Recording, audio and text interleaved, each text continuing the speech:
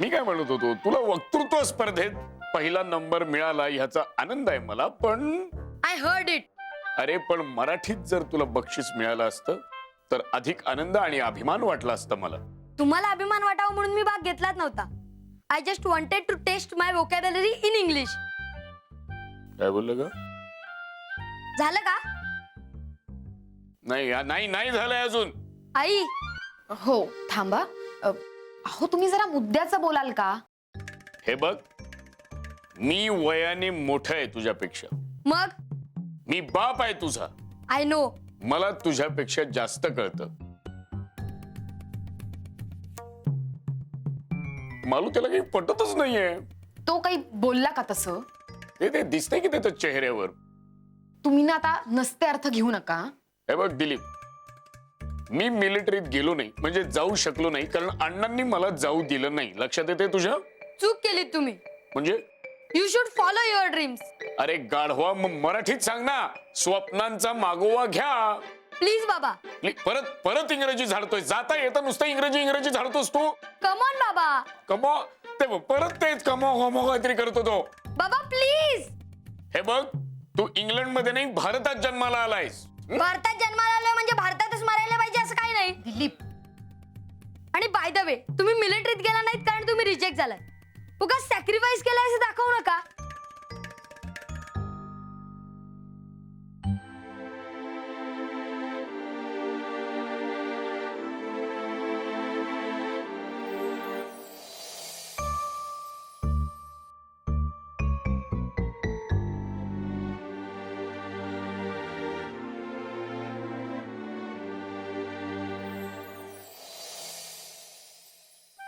मालू, मला माझी चूक कळलीये. हो. अहो घरात अशी किरकिर होणं बरं नाही. अडनिड्या वयात आहे तो, मान्य आहे मला. तेच तर. या वयात वडिलांचं काही ऐकू नये किंबहुना वडील जे सांगतायत त्याच्या विरुद्धच वागावं असं वाटत राहतं आपल्याला. बघा की. बाहेरचं जग छान वाटतं, मित्रांबरोबर राहावंसं वाटतं. तेच. वडील बोलतात ती कटकट वाटते. हा दोष दिलूचा नाहीये, ह तो त्या वयाचा दोष आहे. अहो जीव आहे त्याचा तुमच्यावर. फक्त फार लवकर चिडतो तो. हे मालू, मी काय शत्रू आहे का ग त्याचं? तसं नाही हो. आता शाळेत तो पहिला आला की तुम्ही अख्ख्या चाळीत पेढे वाटताय, माहितीये की नाही त्याला? नाही, पण माझं इतकंच म्हणणं आहे, त्याने जे काही करावं ते आपल्या देशात राहूनच करावं. आता तो मोठा झाला ना की त्याच्या लक्षात येईल ना आपोआप. नाही तसं नाही, तू समजत नाहीस मी काय म्हणतोय. ज्यांनी आपल्यावर राज्य केलं त्यांच्या देशात जाऊन त्याने काम करता कामा नये. नाही, तुम्हाला जे वाटतंय ना ते पटतंय मला. आणि मला त्याचा आदर आहे, खरंच आहे. पण मुलांना चांगलं शिक्षण देणं एवढंच आपल्या हातात आहे की नाही? पुढे त्यांचं आयुष्य आणि त्यांचे निर्णय. म्हणजे तुला अंदाज आहे असं काहीतरी चाललंय त्याच्या डोक्यात? नाही हो, तसं नाही. पण जर त्यांनी असं काही ठरवलं तर आपण त्याला पाठिंबा द्यायला नको का? दंगड तोडून ठेवीन त्याचं. असं बोलू नका. आयुष्यभराचे संबंध तोडेल. तुम्ही असं बोलू नका. का? नका बोलू. अगं पण का? म्हणजे एकदा बोललात ना की चिकटून राहता तुमच्या निर्णयाला. चुकीचं काय मत? अहो आपला मुलगा आहे, जगात कुठे का राहिना, सुखात राहिला म्हणजे झालं, हो की नाही? जगात कुठे का राहीन म्हणजे तुला कुणकुण लागलीये की तो परदेशात जाणार, तो आपल्या देशात राहणार नाही, बरोबर ना?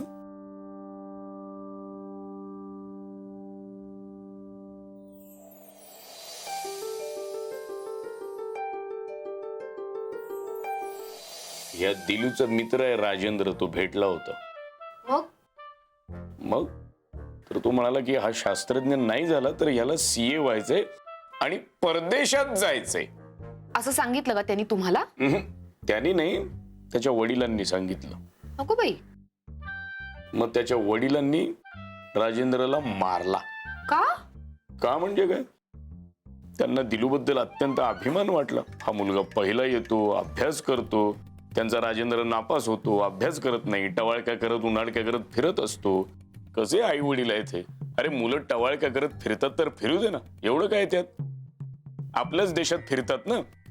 आपल्या दिवट्यासारखं नाही शिकायचं इथे आणि विचार करायचा त्या देशाचा, तिकडे निघून जाण्याचा. आपल्या कष्टाचं चीज केलं की नाही आपल्या लेकानं, हे महत्वाचं आहे. आणि तिकडे राहून आपल्या भारतातल्या 40 मुलांना दत्तक घेतले त्यानं. त्यांच्या शिक्षणाचा सगळा खर्च करतोय तो. त्यानं जायला नको होते. चुकलं त्याचं, चुकलं. हे तू म्हणून उपयोग काय? त्यानं म्हणायला हवं. वाटतंय हो त्यालाही. हे बघ, तू जा. एकटी. नाही, मला यायचं नाही. अहो, नाही, तुला ओढ आहे ना जायची. हा, तू जा. सत्कार. तू जाऊन भेट त्याला. हवं तर राहा तिथं. वर्ष 6 महिने राहा. बाबा चहा. हं? चहा. नाही, माझा व्यायाम व्हायचा अजून. ओ ठीक आहे, झाला की सांगा, मग मी नाश्ता करते. काय ग, मालू कुठे? देवळात गेलीये. उमा, हं? बाजूला कोणी गेलंय का? का? नाही, रडण्याचा आवाज होते केव्हापासून. अहो बाबा, नानी गात बसलीये तिकडे. बापरे. माझं पण मगाशी डोकं उठलं होतं. मी जातो. मी बाहेर खाईन काहीतरी. हा? मी तुला सांगतो, म्हणूनच मालू देवळात गेली असणार. अगं, तू काय पीत बसले? तिला दे. घशाला कोरड पडली असेल तिच्या. बाबा चला पळूया. अहो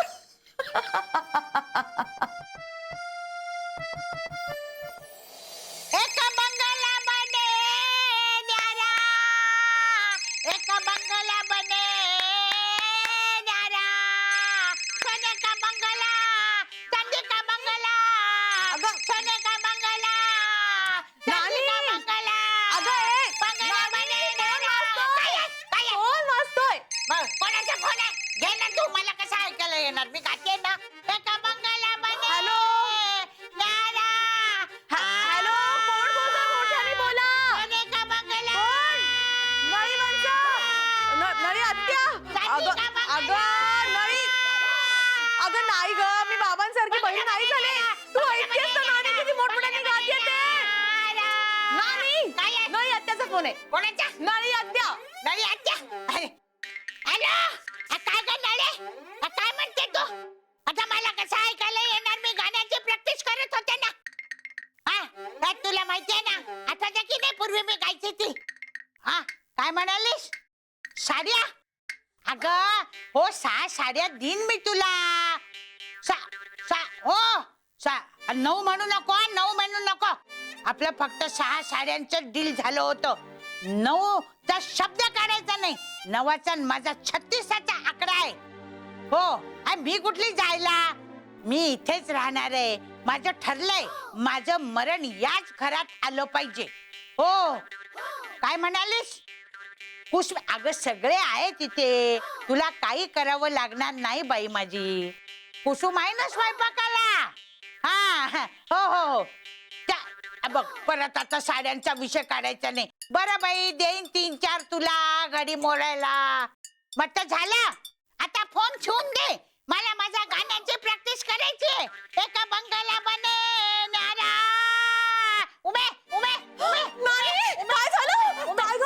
पटो. मला वाटलं तुला वाटलं म्हातारी गेली काय? गेली कशाला वाटेल. गेली असतीस तेवढा आडवडा केला असतास. आता ही खरंच आहे म्हणा. तू पण ना नानी. नाही, ही नळी यायची झाली ना, माझ्या उरात नुसती धडकी भरते, धडकी. आता कुठे येणार आहे? फोनवर आली आहे ना. फोनवर.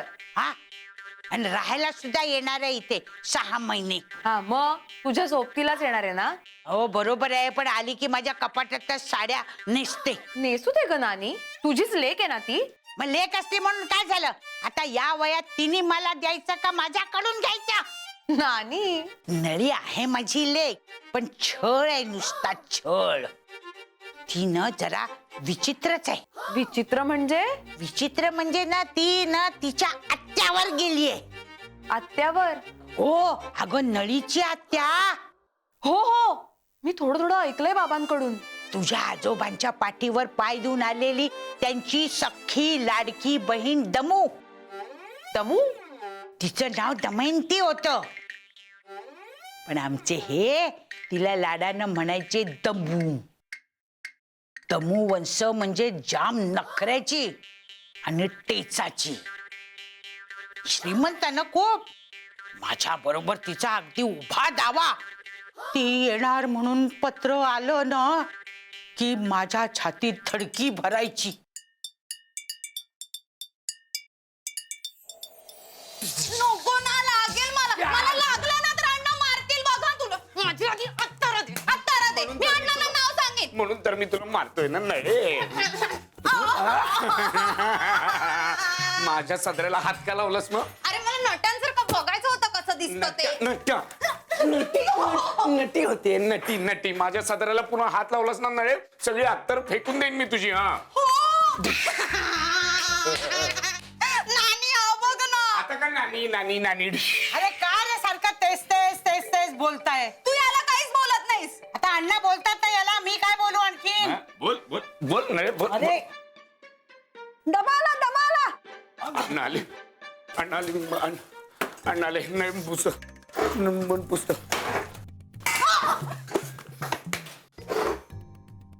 भारत में यूरोप के व्यापारियों का आगमन. प्राचीन काल से ही भारत और यूरोप के बीच व्यापारिक संबंध थे. पुर्तगाली समुद्री नाविक वास्को डी गामा दक्षिण अफ्रीका के चक्कर काटकर भारत में कालिकट बंदरगाह पर किती ओरडताय? हळू बोला जरा. अख्ख्या चाळीला पास नाही करायचं. तुम्ही वरच्या वर्गात गेला तरी खूप आहे. उगाच दिखावा कशाला अभ्यासाचा? हा नळीबाई, तुमचं चालू दे. झाला बाई अभ्यास करून. तसंही अभ्यास करून मला कंटाळाच आला होता. आता ना मी काहीतरी खाते. ऐकलत का? आमच्या नळुडीना भूक लागली, त्यांना खायला द्या. पण आत्ताच तर तिने खाल्लंय. लेकीचं खाणं काढू नका, नरकात पडाल. नाही तसं नाही. लेकी माणसांचा घरात आदर केला पाहिजे. हो घरच्या लक्ष्मी आहेत त्या. मी हो मग लक्ष्मीच आहात तुम्ही. हा, तिला जे हवं ते द्यायला हवं. नाही, उद्या सासरे गेली तर आईला नावं ठेवतील ना, म्हणून. ठेवू दे. म्हणून आता तुम्ही आमच्या लेकीला उपाशी ठेवणार आहात का? नाही तसं नाही मला म्हणायचं. मग त्यांना जे हवं ते खायला द्या. अहो हा, बरी आठवण झाली. दमूनच टपाल आलं होतं. दमूवंशांचं? हो. अगं बाई, खुशालीच ना? नाही, त्या येत आहे तिथं.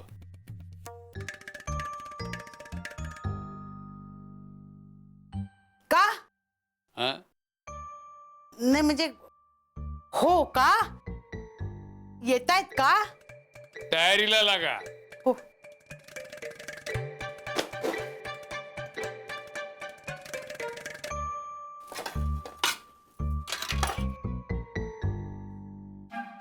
नानी दमवत्या येणार.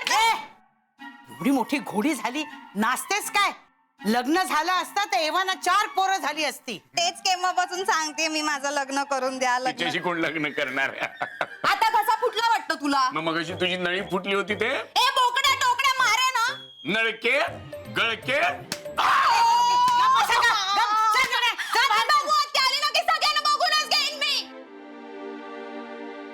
दमूवंश.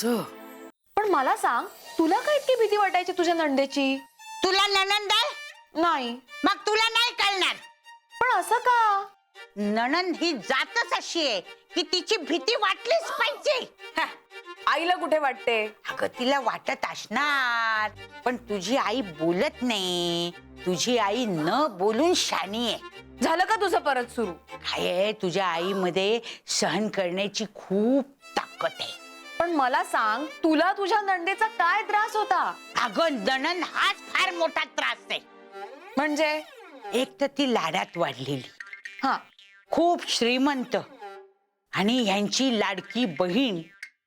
ती म्हणायची ती पूर्व दिशा, तिच्या करता अगदी जीव द्यायची सुद्धा तयारी यांची. ती घरी येणार म्हटलं की बोक्या घरात यायचा नाही, आणि नळी शाळेत जायची नाही. पण असं का? काय आहे, बोक्याचं आणि दमू वंशचं कधीच पटलं नाही. का? हे बोक्याचं कधी कोणाशी पटलंय का? अगं हो ते खरंच आहे, पण का? बोक्या मात्र दिसायचा हुबेहूब दमू वंशांसारखा. ती शरीरयष्टी, तेच नाक, तोच रंग, तोच आवाज. आणि बोक्याला ते काही आवडायचं नाही. अगं पण हे काय बाबांच्या हातात आहे का? त्या दोघांमध्ये आडवा विस्तव जात नव्हता. हो का? दमू वंश जरा विचित्रच होती. म्हणजे तुझ्यासारखी? मी कुठे विचित्र आहे? नानी हं, विचित्र म्हणजे तशी माझ्यासारखी नाही, पण जरा वेगळीच होती. एक तर ती खूप श्रीमंत होती, लाडात वाढलेली. आमच्या घरात आली की बरोबर येताना सगळा श्रीमंती थाट घेऊन यायची. तिचं वागणं बोलणं सगळ्यामध्ये श्रीमंती दडलेली असायची. माझ्याशी अत्यंत वाईट वागायच्या, पण मी काही बोलू शकायची नाही. तोंड दाबून बुक्याचा मार मला सहन करावा लागायचा.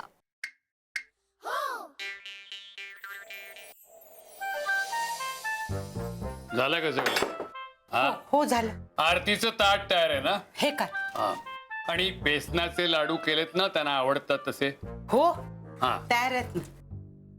आणि जरा हळू बोला त्यांच्या समोर. मोठ्यानं बोललेलं त्यांना आवडत नाही. हम्म?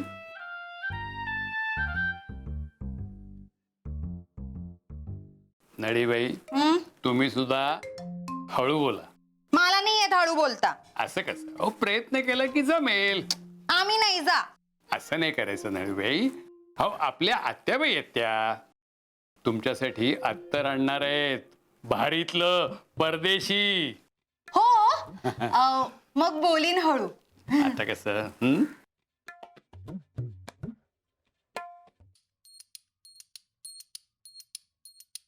आपले चिरंजीव कुठे आहेत? टेण्याकडे गेलेत.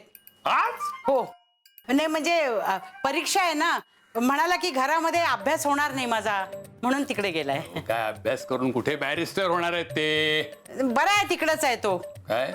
नाही येईल ना थोड्या वेळाने. हा, बरं बरं, चला चला, ते हे तुम्ही सगळं तयार करून उभ्या राहा. हो तयार उभ्या राहा. हो येऊ दे ना त्यानं पण. अहो, यायला काय येतीलच की त्या. कुठल्याही क्षणी त्याची बग्गी दारात येऊन थांबेल. हो. मग आपली पळापळ चालली असं व्हायला नको. नाही. म्हणून आपण तयार असलेलं बरं. हो हं? हो चला.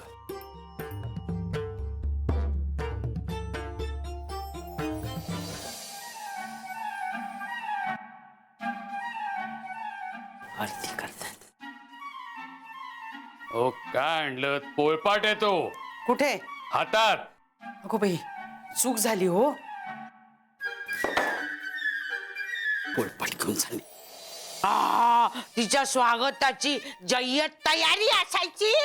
वाव, आरती ओवाळायचीस तू? आरती ओवाळायची, दृष्ट काढायची आणि शेवटी ओरडा खायची. का? कारण मी त्यांना आवडतच नव्हते ना. नानी तू कोणाला आवडायचीस ग? मला आवडते मी. तिला सगळेच आवडतात. कुश्मीला पण आवडते. तुला नाही काय आवडत? ये माझ्याकडे पैसे मागायला, मग दमडी देणार नाही तुला मी. आवडतेस ग तुम्हाला नानी? आता आता आवडते. दिलू बाळाची तर मी अगदी लाडकी आजी होते. हो हो, तू त्याचेच जास्त लाड करायचीस. मग बरोबर आहे, तुझा बाप त्याचा रागराग करायचा, मग काय करायचं? मी त्याच्यावर माया करायची. तेच ते. तेच ना काय? तुझ्यासाठी काय मी कमी केलं नाही? माझ्या सगळ्या साड्या फाडून फाडून तुझ्या करता छान छान फ्रॉक शिवले. जुन्या साड्या फाडून? जुन्या तर जुन्या शिवल्या का नाही? ते जाऊ दे, मला सांग पुढे त्या दमुवंशांचं काय झालं? अगं काय होणार, त्या यायच्याच होत्या, पण त्या आल्या की घरात कसं नुसतं चैतन्य फुलायचं. माझ्याशी मात्र अगदी फटकून वागायच्या त्या. त्या आल्या की असं वाटायचं कुठल्या तरी संस्थांच्या महाराणी आलेल्या आहेत आणि मी दासी.